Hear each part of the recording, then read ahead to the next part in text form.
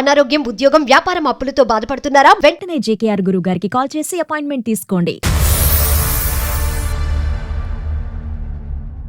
నమస్తే కళ్యాణ్ గారు. నమస్తే జయ గారు. కళ్యాణ్ గారు, సమాజంలో జరుగుతున్న అంశాల పట్ల, ఇష్యూల పట్ల ప్రజల స్పందన చూస్తుంటే నిజంగా చాలా సంతోషం అనిపిస్తా ఉందండి. ఒక మంచి కార్యక్రమాన్ని ప్రజల ముందుకు తీసుకువెళ్తున్నాం. నిజంగా చాలా హ్యాపీగా అనిపిస్తుంది. నైట్ ఒక మెయిల్ చూసానండి. నాగలక్ష్మి తను మెయిల్ చేసింది. అక్కా చెల్లెలకి సంబంధించిన ఇష్యూ. ఇద్దరికి పెళ్లిళ్ళైనాయి. ఆ తరువాత జరిగిన పరిణామాలన్నమాట. చాలా డీటెయిల్డ్ గా తను మెయిల్ పెట్టింది. బట్ మీతో మాట్లాడిస్తాను అని చెప్పాను నేను. నెంబర్ కూడా పెట్టారు. సో ఒకసారి కాల్ చేయమంటారా? తప్పకుండా. విదేశాల నుంచి వస్తున్నాయి మేడం మనకి ఈమెయిల్స్, అబ్రాడ్ నుంచి కూడా వస్తున్నాయి. కానీ టైమింగ్స్ కాల్ చేయడానికి, అవును, మనం కాల్ చేయడానికి ప్లస్ మెయిల్ తీవ్రతను బట్టి కూడా మనం తీసుకుంటున్నాం కదండి. హలో, నాగలక్ష్మి గారండి? అవునండి, ఎవరు? నేను సుమన్ టీవీ అందమైన జీవితం ప్రోగ్రామ్ నుంచి కాల్ చేస్తున్నానండి. మేడం నమస్తే. మేడం నమస్తే అండి. మీరు మెయిల్ చేశారు. నేను ఇప్పుడే డాక్టర్ గారితో డీటెయిల్డ్ గా మాట్లాడాను. డాక్టర్ కళ్యాణ్ చక్రవర్తి గారు నాతో పాటు స్టూడియోలో ఉన్నారు. అంటే మీరు ఏం కోరుకుంటున్నారు, మీ సమస్య ఏంటో కళ్యాణ్ గారితో మాట్లాడతారా? సార్ నమస్తే. సార్ నమస్తే అమ్మా. నమస్తే. మీ వయసు ఎంతమ్మా, సమస్య ఏంటో కూడా చెప్పండి. సార్ నా వయసు 38 సంవత్సరాలు. నా పేరు నాగలక్ష్మి. నేను నిజామాబాద్ లో ఉంటాను సార్. సార్ నేను యాక్చువల్ గా నా జీవితంలో నేను ఒక చాలా పెద్ద తప్పు చేశాను సార్. ఆ తప్పు ఎలాంటిదంటే దాన్ని ఎవరు క్షమించలేరు. సో నేను తెలుసుకునేసరికి నాకు అందరూ దూరం అయిపోయారు. దాని వల్ల ఇన్ని నష్టాలు జరుగుతాయి, ఇన్ని ఘోరాలు జరుగుతాయని నేను ఆ రోజు ఆలోచించలేదు సార్. నేను ఆ తప్పు చేయడానికి, అవును సార్, నేను ఆ తప్పు చేయడానికి కూడా దాని వెనకాల ఒక కారణం అంటూ ఉంది. బట్ నేను ఆ టైంలో ఆ కారణాన్ని పట్టుకొని నేను అంత ఆలోచించి ఆ తప్పు చేయకుండా ఉండాల్సింది. రైట్. మీరు ఇప్పుడు పశ్చాత్తాపడుతున్నారు, అర్థమవుతుంది నాగలక్ష్మి. అసలు ఏం జరిగిందో ఒకసారి డీటెయిల్డ్ గా చెప్పండి. అంటే మా ఫాదర్, మదర్, ఒక చెల్లి, నేను, నలుగురం అండి. పెళ్లి వచ్చినప్పుడు మాకు అంటే వేరు వేరు సంబంధాలు చూసి మాకు మ్యారేజ్ చేశారు. సో ఊర్లో వచ్చేసేసి అందరూ అంటే పెళ్లి జరిగిన కొద్ది రోజులకి అందరం బానే ఉన్నాము. కానీ మా చెల్లి హస్బెండ్ వచ్చేసి చాలా అందంగా ఉంటారు. ఓకే. సో చాలా మంది నా స్నేహితులు, ఊర్లో తెలిసిన వాళ్ళు వీళ్ళంతా వచ్చి నాతో చెప్పేవాళ్ళు, మీ అమ్మ నాన్న ఎందుకు నీకు ఇంత యావరేజ్ గా ఉన్న భర్తను తెచ్చినారు, మీ చెల్లికేమో అంత అందగాన్ని తీసుకొని వచ్చినారు, మీరు మార్చుకుంటే బాగుంటుందేమో, ఈడు జోడలు బాగుంటుంది. ఓ రకంగా చెప్పాలంటే నువ్వు చాలా అందంగా ఉంటావు, కానీ నీకేమో అలా ఈ మొగుడు దొరికినాడు, మీ చెల్లెలకేమో మంచి భర్త దొరికినాడు కదా అని ఇలా చెప్పడము. నేను వాటి గురించి పెద్దగా పట్టించుకోలేదు. కానీ ఏదో ఒక సందర్భంలో అలా ఆలోచించాల్సి వచ్చింది. ఎంతకాలం అమ్మా ఇది? ఎంతకాలం క్రితం విషయం అమ్మా? ఎంతకాలం క్రితం ఇది? ఎన్ని ఇయర్స్ అయింది? 15 సంవత్సరాలు అయింది. 15 ఇయర్స్ అయింది. మీకు మీ చెల్లి ఏజ్ గ్యాప్ ఎంతమ్మా? నాకు నా చెల్లి ఏజ్ గ్యాప్ వచ్చేసి ఒక 4 years ఉంది సార్. ఇద్దరు పెళ్లి ఒకే వేదిక మీద జరిగిందా? ఒకే వేదిక మీదనే జరిగింది సార్. ఎందుకు అలా 4 సంవత్సరాలు చిన్నదన్నటువంటి ఆమె మీ పెళ్లి ఒకే వేదిక మీద ఎందుకు చేయాలనుకున్నారు పెద్దవాళ్ళు? అంటే పేరెంట్స్ ఇద్దరిది ఒకేసారి చేస్తే అయిపోతుందని అనుకున్నారు. బట్ నా చెల్లి హస్బెండ్ పెద్దవాడే వయసులో. సో కాకపోతే మంచి సంబంధం కుదిరింది అని చేసేసారు. కానీ ఎప్పుడు మేము మాట్లాడుకున్నది లేదు, ఎందుకంటే మ్యారేజ్ అయిపోయాక ఎవరి జీవితం అయిపోయింది. ఒక సందర్భంలో నేను, మా చెల్లెల హస్బెండ్ మేమందరం కలవాల్సి వచ్చింది. అలా కలిసినప్పుడు ఆయనతో మాట్లాడాము. సో ఇలా మాట్లాడుతూ ఉండగా ఆ సందర్భంలో ఏమైందంటే మా ఇద్దరికి ఒకరి మీద ఒకరికి ఇష్టం అనేది ఏర్పడింది. మీ పెళ్లికి ముందు మీ భర్తని చూసారా? ఆమె భర్తను కూడా చూసారా పెళ్లికి ముందు? చూడలేదు సార్. అమ్మ వాళ్ళు ఏ సంబంధం అయితే తెచ్చారో నేను అదే సంబంధం పెళ్లి చేసుకున్నాను. చెల్లి కూడా అంతేనండి? చెల్లి కూడా అంతే. సో ఎవరు కూడా మీ భర్తని మీరు చూడలేదు, చెల్లి భర్తను కూడా మీరు చూడలేదు, పెళ్లికి అయితే మాత్రం రెడీ అయ్యారు, పెళ్లి చేసుకున్నారు. ఏమ్మా? అంటే ఫోటోస్ అవి చూసాం కానీ పెద్దగా అప్పుడు పట్టించుకోలేదు సార్. కాకపోతే ఊర్లో ఉన్న వాళ్ళు అందరూ చెప్పడం తోటి నాకు అట్లా ఒకలాంటి ఫీలింగ్ వచ్చిందనమాట. ఏమని చెప్పేవారమ్మా ఊర్లో వాళ్ళందరూ? ఏమని చెప్పేవారు? నువ్వేమో ఇంత అందంగా ఉన్నావు, కానీ నీకు దొరికిన హస్బెండ్ మాత్రం యావరేజ్ గా ఉన్నాడు. నీ చెల్లెలకు మాత్రము మంచి హస్బెండ్ దొరికాడు, చాలా అందగాడున్నాడు అని ఇలా చెప్పడం తోటి నాకు కొంచెము ఆయన మీద అట్రాక్షన్ అనేది కలిగింది సార్. ఎంత వయసు ఉంటదమ్మా అప్పుడు నీకు? అప్పుడు నాకు 24 years ఉంటుంది. 24 years వయసుకి ఊరు వాళ్ళు ఆ అమ్మాయి భర్త బాగున్నాడు కాబట్టి జీవితం అంటే పెళ్ళి అంటే అందం ఒకటి చూస్తే చాలు, అందం ఉంటే కనుక అన్ని సరిపోతాయి అనేటప్పటికీ మీరు అందమే ఇంపార్టెంట్ అన్నట్టుగా ఫీల్ అయ్యారు, అంతే కదమ్మా? అంటే అవును సార్. అతని ఇన్ఫ్లుయెన్స్ లోకి నువ్వు వెళ్ళావు, అవునమ్మా? అవును మేడం, అవును సార్. లేదంటే అతను నీ ఇన్ఫ్లుయెన్స్ లోకి వచ్చాడా? అంటే అతను మాట్లాడడం జరిగింది సార్, నాకు నువ్వంటే ఇష్టం అని. అలా చెప్పడంతో నేను కూడా ఆయన మాటలకి, ఎందుకంటే నా మనసులో కూడా అలా ఉండిపోయింది కదా. మరి ఈ 3 సంవత్సరాలు మీ హస్బెండ్ తో ఎలా ఉండేవారండి? మీతో ఉండేవారా చక్కగానే? ఉండేవాళ్ళం మేడం. కాకపోతే నాకు మనసులో ఇట్లా చెప్పడం వల్ల నాకు అది మనసులో వాళ్ళ హస్బెండ్ చాలా బాగున్నాడంట, ఇలా నాకు స్ట్రాంగ్ గా అయిపోయింది మేడం. సో ఒకసారి మేము ఒంటరిగా ఒక జాతరకు వెళ్ళాం అన్నమాట. తాను ఒక్కరే వచ్చారు, ఫ్యామిలీతో కాకుండా. సో నేను ఒక్కదాన్నే వచ్చాను అనమాట. అలా జాతరకి వెళ్ళలేదు, పక్కదోవలోకి వెళ్ళారు, అంతే కదమ్మా? అంటే అప్పుడు జాతర అని చెప్పి మేము అలా అదేనమ్మా, మీరు ఇద్దరు అట్రాక్ట్ అయ్యారు, ప్రపంచానికి కనిపించకూడదు, పెళ్ళైనటువంటి ఒక ఆడపిల్ల, పెళ్ళైనటువంటి ఒక మగాడు తప్పుదారిలో వెళ్ళాలి అని అనుకున్నారు, ఒకరికొకరు ఇన్ఫ్లుయెన్స్ అయ్యారు, అది పబ్లిక్ అయితే బాగుండదని అనుకున్నారు కాబట్టి జాతరకి వెళ్ళారు. అవును సార్. అంటే తను నా చెల్లి భర్త అన్న ఆలోచన కూడా నాకు రాలేదు ఆ టైంలో. రాదు. తన భవిష్యత్తు ఏమవుతుంది అని కూడా నేను ఆలోచించలేదు. కేవలం ఆ మాటలు నా మనసులో గట్టిగా ఉండిపోవడం వల్ల నేను ఇక మిగతా ప్రపంచాన్ని ఏది నేను చూడలేదు, నా భర్తను కూడా నేను చూడలేదు. ఒక్క మాట నాకు చెప్పమ్మా, ఒకప్పుడు పబ్లిక్ నువ్వు అందంగా ఉన్నావు కానీ నీకంటే తక్కువగా అందం ఉండేటటువంటి భర్త నీకు వచ్చాడు, ఎక్కువగా అందం ఉండేటటువంటి భర్త మీ చెల్లికి వెళ్ళాడు అనే పబ్లిక్ టాక్ లేకపోయినా కూడా నువ్వు ఇలా అట్రాక్ట్ అయ్యి ఉండేదానివా? లేదా పబ్లిక్ అనే వాళ్ళు పదే పదే నీ చెవులో ఆ మాట వినిపించటం వల్లే అట్రాక్ట్ అయ్యావా? ఇది నీ ఉద్దేశమా, జనం నీలో నింపినటువంటి ఉద్దేశమా? నిజం చెప్పమ్మా. అంటే నాకు ఒకవేళ అలాంటి ఫీలింగ్ ఉన్నప్పటికీ సార్, నేను సాంప్రదాయాలు వీటినన్నిటిని బట్టి నేను ఎక్కువ ఓపెన్ అయ్యేదాన్ని కాదు. సో ఒక రకంగా నాకు ఇట్లా వాళ్ళు చెప్పడం వల్ల మాటలు కొంచెం స్ట్రాంగ్ అయిపోయినాయి సార్. నేను అనేది ఏంటంటేనమ్మా, మనం చేసినటువంటి తప్పుని సమాజం మీద రుద్దొద్దు. ఇక్కడ ఏంటంటే నీ మనసులో మొదటి నుంచి ఒక కలత ఉంది, మా సిస్టర్కి అందమైన మొగుడేంటి, నాకు తక్కువ అందమైనటువంటి మొగుడేంటి, మొదటి నుంచి నీ కన్ను అతని మీద ఉంది. అదేంటో మనకి కోయిన్సిడెన్స్ అనుకోవాలో, సాంప్రదాయాల గురించి ఇద్దరు బాగా నమ్మేటటువంటి వాళ్ళు మీరిద్దరు, అతని కన్ను కూడా నీ మీద పడింది, నీ కన్ను అతని మీద, అతని కన్ను నీ మీద పడింది. దీనికి చుట్టుపక్కల వాళ్ళు చేయటం ఆజ్యం పోసినట్లయింది. ప్రజలు ఏమన్నా అనుకుంటారు, ఇప్పుడు మీ భర్త గురించి మీరు ఎలా చెప్పుకుంటే దాన్ని ప్రజలు నమ్ముతారు. మీరేంటంటే ప్రజల మాట నమ్మారు. లేదండి అందం ఏముంది, ఈ రోజు ఉంటుంది, రేపు ఉండొచ్చు, ఉండకపోదు, అందమైనటువంటిది మనసులో ఉంటది, నా భర్త ఇంత గొప్పవాడు అంత గొప్పవాడు అంటే కనుక చుప్పని నోరు మోస్తారు ఆ సమాజం. నువ్వు చెప్పుకోలేదు, అవునా నిజమా అని చెప్పి అదే లూప్ లోకి వెళ్ళావు, అటువైపు అట్రాక్ట్ అయ్యావు. మేమిద్దరము ఎవరికి చెప్పకోకుండా రాత్రికి రాత్రే వెళ్ళిపోయాం మేడం. నా దగ్గర ఏదో కొంత బంగారం ఉన్నది, అది తీసేసుకొని వీళ్ళనందరినీ మర్చిపోయాము. నాకు పిల్లలు లేరు, కానీ నా చెల్లికి అతను వచ్చే టయానికి 3 నెలల పసికన్ను ఉంది. బట్ నేను అది కూడా ఆలోచించలేదు పెద్దదానిగా.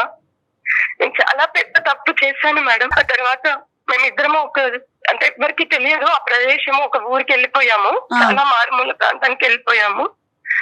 అక్కడ ఒక గుడిలో మళ్ళీ పెళ్లి చేసుకున్నామండి. వీళ్ళందరినీ మర్చిపోయి కొత్త జీవితం స్టార్ట్ చేశాము. ఇదిలా కొన్ని సంవత్సరాలు జరుగుతుండగా మాకు ఒక బాబు పుట్టాడు. చెల్లి వాళ్ళు, నా తల్లిదండ్రులు మమ్మల్ని కలవడానికి చాలా ప్రయత్నాలు చేశారు. ఊర్లో వాళ్ళు ఇలా చెప్పడం తోటి వాళ్ళు కూడా తెలుసుకుని మా దగ్గరికి వచ్చే ప్రయత్నం చేశారు, కానీ మేము రానివ్వలేదు. మీరు మా జోలికి రాకూడదు, మా లైఫ్ మాది, మేము మా బ్రతుకులు మేము బ్రతుకుతున్నాం, మేము సంతోషంగా ఉన్నాము, మిగతా వాళ్ళ బ్రతుకులు ఏమైనా అవని మాకు సంబంధం లేదన్నట్లుగా నేను ఆ రోజు చాలా కఠినంగా మాట్లాడేసి నేను వాళ్ళ నెంబర్లు కూడా తీసేశాను. నా నెంబర్లు కూడా, అతని నెంబర్లు కూడా మార్చేసుకున్నాము. స్వార్థం, అహంకారం, గర్వం అన్నిటితో నిండిపోయింది అనమాట ఆ టైంలో. సరే చెప్పమ్మా. ఆ తర్వాత నా చెల్లెలు కూడా నన్ను కలిసే ప్రయత్నం చేసింది, బట్ నేను తనని కూడా యాక్సెప్ట్ చేయలేదు. ఆ చిన్న పాప ఉంది నాకు, తను చాలా బ్రతిమలాడింది తన భర్తని తనకి ఇచ్చేయమని, కానీ పెళ్లి చేసేసుకున్నాను, ఇప్పుడు నా భర్త అయ్యారు అన్నట్లుగా నేను మాట్లాడేశాను. నా చెల్లెల్ని కూడా ఇంకొక పెళ్లి చేద్దామని వాళ్ళు ప్రయత్నం చేసినా తను మాత్రం ఇంకొకరిని పెళ్లి చేసుకోలేదు. పసిపిల్లతోనే తాను జీవితం గడిపింది. చాలా అంటే చాలా తప్పు చేశానండి. నేను తనతోనే జీవితం నాకు బాగుందని నేను ఇలా అనుకున్నాను, కానీ దీని వెనకాల ఇంత బాధ ఉంది, ఒక్కళ్ళని ఇలా నేను బాధ పెడుతున్నానని మాత్రం నేను ఆ టైంలో గ్రహించలేక చాలా తప్పు చేశాను మేడం. నేను ఇప్పుడు ఏంటి, చెల్లికి క్షమాపణ చెప్పాలని కోరుకుంటున్నారు? ఇప్పుడు మీరు ఏం ఎక్స్పెక్ట్ చేస్తున్నారు? ఇప్పుడు మీ పరిస్థితి ఏంటమ్మా? ఏంటి నీ పరిస్థితి ఏంటి? నువ్వు ఎక్కడున్నావు? ఎవరితో ఉన్నావు? ఏమైందమ్మా పరిస్థితి? ఇప్పుడు ఎలా ఉన్నారు మీరు? ఇప్పుడు నా హస్బెండ్ కూడా లేరు మేడం. నా హస్బెండ్ కూడా చనిపోయారు, ఒక ప్రమాదంలో చనిపోయారు. మాకు ఒక బాబు ఉన్నాడు. సో ఆ బాబు కూడా, నా భర్త చనిపోయిన ఒక సంవత్సరం వరకు నేను కూడా తేలుకోలేదు. కానీ తన రూపం అయితే నాకు ఇక్కడ ఉంది కదా, నేను తనతో అయినా మంచిగా బ్రతకాలి, తన రూపాన్ని నా బిడ్డలో చూసుకొని బ్రతకాలి అనుకొని నేను తనని చూసుకుంటూ బ్రతుకుతున్నాను. కానీ ఆ దేవుడు నాకు ఇక్కడ అన్యాయం చేశాడు. అన్యాయం అని చెప్పలేను, కానీ దేవుడు నాకు శిక్ష చేశాడు. ఆ ప్రతిరూపం, ఆ రూపాన్ని కూడా దేవుడు లేకుండా చేశాడు. క్యాన్సర్ తో ఆ బాబు కూడా చనిపోయాడండి. ఒంటరిగా మిగిలిపోయాను. నా చెల్లికి నేను చేసిన తప్పుకు దేవుడు నాకు చాలా శిక్ష విధించాడు. చాలా పశ్చాత్తాపడుతున్నాను మేడం. ఒంటరితనంతో ఎలా బాధపడాను, ఎలా ఉన్నాను నా చెల్లెలప్పుడు ఎలా భరించిందో నాకు ఇప్పుడు అర్థమవుతుంది. ఈ విషయాన్ని నేను తెలుసుకొని వాళ్ళని కలిసే ప్రయత్నం చాలా చేశాను, కానీ వాళ్ళు నన్ను చీకొడుతున్నారు. ఈ తప్పుకు అసలు ఏం చేయాలో అర్థం కాక నేను నా చెల్లి కాళ్ళు పట్టుకొని నేను తనని బ్రతిమలాడి, తను తిట్టినా కొట్టినా ఏం చేసినా సరే నేను తన దగ్గర ఉండాలని, తనని బాగా ఇంకా మీద బాగా చూసుకోవాలని అనుకుంటున్నాను. కానీ తను నన్ను చీకొడుతుంది. తనకు ఒక పాప ఉంది. సో ఒక బాబుని పోగొట్టుకుని నేను ఎంత బాధ అనుభవిస్తున్నాను. కానీ తండ్రి లేకోకుండా ఆ పాప ఎలా పెరిగిందో అని తెలుసుకుంటే నాకు ఇప్పుడు చాలా బాధేస్తుంది. సో నాకు ఇప్పుడు మిగిలింది రెండు మార్గాలు. ఒకటి చావు, లేదా మీరైనా నా చెల్లెలతో మాట్లాడి తనని ఒప్పించి నన్ను అక్కడికి చేర్చడం. ఎందుకంటే నేను ఈ ఒంటరితనంతో బ్రతకలేకపోతున్నాను. నాకు దయచేసి మీరైనా న్యాయం చేయండి మేడం. అంటే ఒక్కటి నాగలక్ష్మి, మీ చెల్లెలతో మాట్లాడతావా, మీ తల్లిగారితో మాట్లాడతావా అనే సబ్జెక్ట్ తర్వాత మాట్లాడదామమ్మా. ఒక్క ప్రశ్న నిన్ను అడగాలని అనుకుంటున్నాను. నిన్ను చూస్తుంటే ఐ థింక్ 90% చూసేటటువంటి ప్రేక్షకులకి నువ్వు పడేటటువంటి బాధను చూసి కన్నీళ్ళు వచ్చేటటువంటి వాళ్ళు 10% ఉంటారు. 90% మాత్రం నీ మీద కోపం పడేటటువంటి వాళ్ళే ఉంటారు. No doubt about this. ఎందుకంటే కనుక ఎప్పుడు నీలో రియలైజేషన్ వచ్చింది, ఎప్పుడు నీలో ఒక అవగాహన వచ్చింది అంటే కనుక ఎప్పుడైతే కనుక నువ్వు ఒంటరి అయ్యావో అప్పుడు. అంటే అప్పటి వరకు నీకు ఒంటరితనం వల్ల వచ్చేటటువంటి బాధ నీకు అర్థం కాలే. నీ భర్త ఒంటరితనాన్ని చూశాడు, ఒక చంటి బిడ్డతో నీ చెల్లెలు ఒంటరితనాన్ని చూసింది, మీ తల్లిదండ్రులు అవమానంతో సమాజం అంతా కూడా వాళ్ళని ఏకాకి చేస్తుంటుంది, ఆ ఒంటరితనాన్ని వాళ్ళు అనుభవించారు. ఈరోజు ఒంటరితనం నీ కాళ్ళ దగ్గరికి వచ్చేటప్పటికి నీకు ఆ బాధ తెలిసింది. సమస్య వస్తే ఇప్పుడు తనకు దిస్ ఇస్ పాయింట్ నెంబర్ 1. ఇంకొకటి ఏంటంటే, తప్పైపోయింది అని మాట్లాడేటటువంటి నాగలక్ష్మి గారు ఎప్పుడు తప్పైపోయింది అని రియలైజ్ అయ్యారంటే కనుక 15 సంవత్సరాల తర్వాత. ఒకప్పుడు నీ భర్త నీ పక్కనుంటే, నీ కొడుకు నీ చెంతనుంటే నిజంగా మాకు ఫోన్ చేసి ఉండేదానమ్మా, ఈరోజు ఈమెయిల్ వచ్చి ఉండేదా మా దగ్గరికి. ఇంకొక 15 సంవత్సరాలు, ఇంకో 20, ఇంకో 30 సంవత్సరాల పాటు నీ రాజభోగాల్లో, నీ ఆనందాల్లో, నీ సంతోషాల్లో, సారీ అమ్మ పుండి మీద కారం జల్లుతుందని అనుకోవద్దు. ఎందుకంటే కనుక ఇలాంటి అంశాలు చూసేటటువంటి ప్రేక్షకులు ఎవరైనా ఉంటే కనుక అంతా అయిపోయిన తర్వాత, ఒంటరితనం వచ్చిన తర్వాత ఇప్పుడు నాలుగు ఖర్చుకుని చేతులు కాల్చుకుని ఇప్పుడు నేను సూసైడ్ చేసుకున్నాను అనుకుంటున్నాను అనేటటువంటిది మీ గురించి కాదు. ఇది తప్పు అన్నది మీరు ఎప్పుడు వచ్చింది, మీ బాధ మీకు తెలిసేక. అంటే ఇప్పటికీ కూడా ఒక ఒంటరితనం వల్ల వచ్చినటువంటి అవగాహన, రియలైజేషనే కానీ చెల్లి బాధపడుతుందనో తల్లి కష్టపడుతుందనే కాదు, నాకు తోడు కావాలి కాన్సెప్ట్ మళ్ళీ స్వార్థమే. ఇక్కడ మళ్ళీ కాన్సెప్ట్ స్వార్థమే. అప్పుడు మీ అతనితో వెళ్ళిపోవటం స్వార్థం. అక్కడికి వెళ్ళి 15 సంవత్సరాల పాటు వీళ్ళు కాళ్ళ వేళ పడుతుంటే కనుక వీళ్ళని మెడ పట్టుకుని నెట్టేయటం అక్కడ కూడా స్వార్థం. ఇప్పుడు మళ్ళీ వాళ్ళిద్దరు చనిపోయారు కాబట్టి నేను ఒంటరితనంగా ఉన్నాను, అమ్మ నాకు భిక్షం పెట్టు, చెల్లి నాకు భిక్షం పెట్టు అని చెప్పి ఒంటరితనం నుంచి నా బయట అయ్యామంటాం కూడా ఇది కూడా స్వార్థమే. ఎలా జాలిపడమంటారు మీరు? ఏమని అడగమంటారు మీ చెల్లిని? అక్క చెల్లికి చెప్పాలి. అలాంటిది ఆ అమ్మాయి ఏమొచ్చి నా భర్త వేరే మా అక్కతో వెళ్ళిపోయినా కూడా ఎంత మనస్తాపం చెంది ఉంటుంది. సహజంగా ఏంటంటే భర్తలు ఈ విధంగా ప్రవర్తించినప్పుడు ఆడవాళ్ళ మనసు ఇరిగిపోతుంది. భర్తలు వెళ్ళి అక్కలతోనే లేచిపోయినప్పుడు ఆ అమ్మాయి పరిస్థితి ఎంత భయంకరంగా ఉండుంటుందండి. వెళ్ళమ్మా నువ్వు పెళ్లి చేసుకోమ్మా, చంటి బిడ్డతో నువ్వేం ఒంటరిగా బతుకుతావు అంటే కనుక ఆ మాట కూడా ఆ అమ్మాయి కొట్టిపారేసి మా అక్క చేసినటువంటి తప్పు నేను చేయను, ఈ బిడ్డ గురించి నేను ఇలాగే బతుకుంటానని చెప్పి ఆ అమ్మాయికి ఉండేటటువంటి ఆలోచన, ఆ అమ్మాయికి ఉండే అవగాహన చూడండి. ఇప్పుడు మీ తల్లిదండ్రులకు కానీ చుట్టుపక్కల వాళ్ళందరికీ గానే ఒక భయం ఉంటుంది.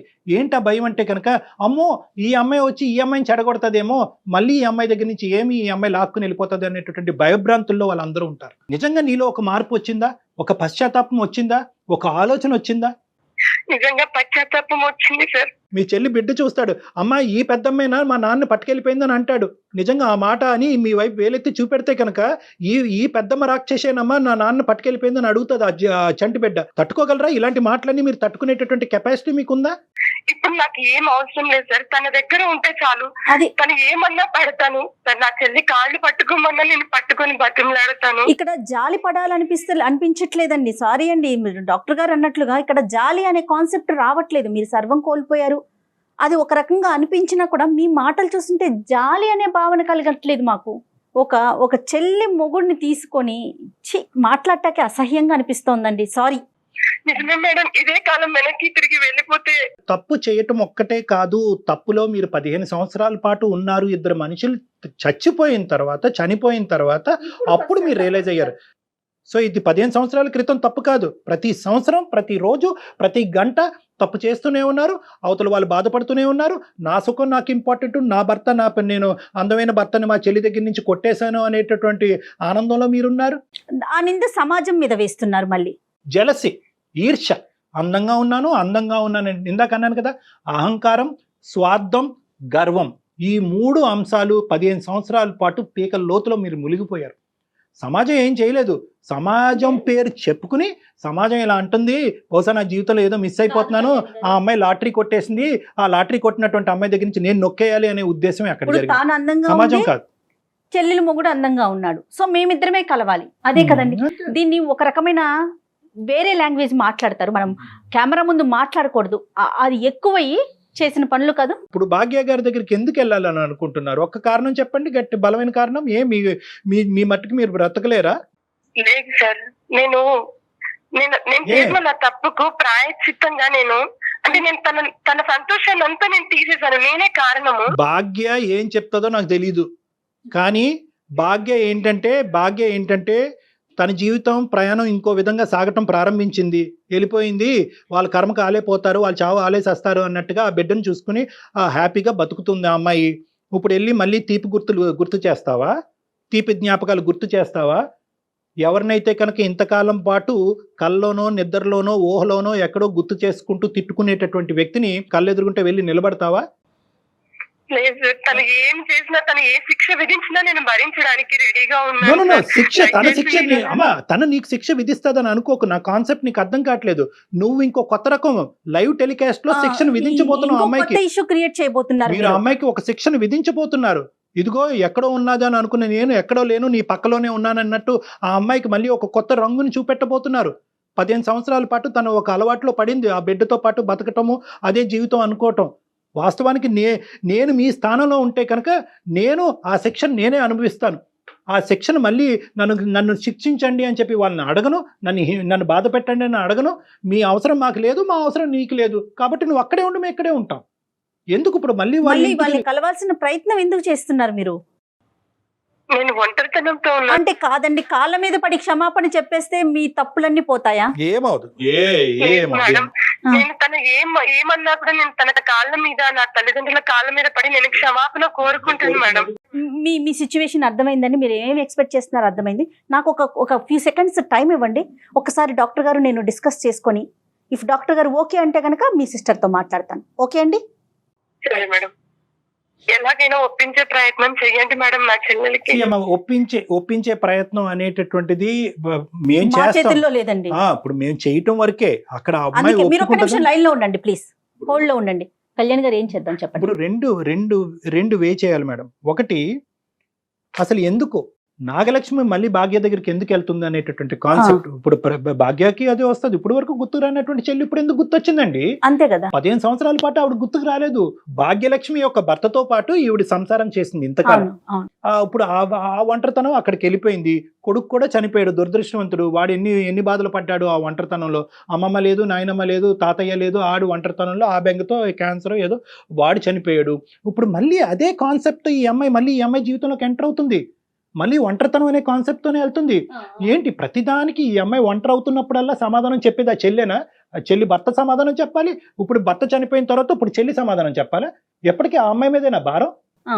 చెల్లి మీదేనా అంటారు. చెల్లి మీద మనం ఆ అమ్మాయితో మాట్లాడాలి లేదా అన్నది.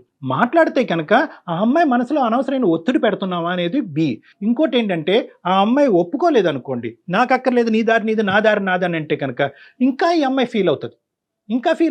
అంటే తను ప్రిపేర్డ్ గా ఉంటేనే మాట్లాడాలండి. తను ఏం చెప్పినా వాళ్ళ సిస్టరు మాట్లాడనన్నా కలిసి ఉంటామన్నా ఉండమన్నా కూడా దానికి ప్రిపేర్ అయితేనే మనం కాల్ చేద్దాం. ఒకటమ్మా, ఈ రోజు నీకు ఎటువంటి వాగ్దానాలు చేయము, ఎటువంటి ప్రామిసులు మేము చేసే ఉద్దేశం మాకు లేదు.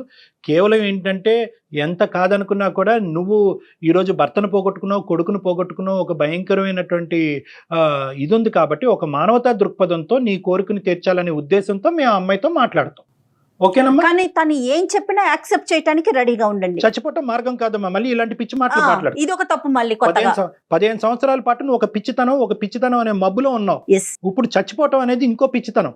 ఒంటరితనం అనేటటువంటిది మనిషిని చంపేయక్కర్లేదమ్మా. నీ గురించి నువ్వు బతకచ్చు. చనిపోవటానికి ఒక కారణం ఉంటే బ్రతకటానికి 1000 కారణాలు ఉంటాయి. మీ మాట మీద మేము ధైర్యం తెచ్చుకుని మా సిస్టర్ ఏం చెప్పినా కూడా నేను స్వీకరిస్తాను, ధైర్యంగా బతుకుంటాను అనే మాట మీరు మాకు ప్రామిస్ చేస్తే మేము మీ సిస్టర్తో మాట్లాడతాం. తప్పకుండా మేడం, తనతో మీరు మాట్లాడండి. తను ఏం చెప్పినా నేను నేను చేయడానికి సిద్ధంగా ఉన్నాను.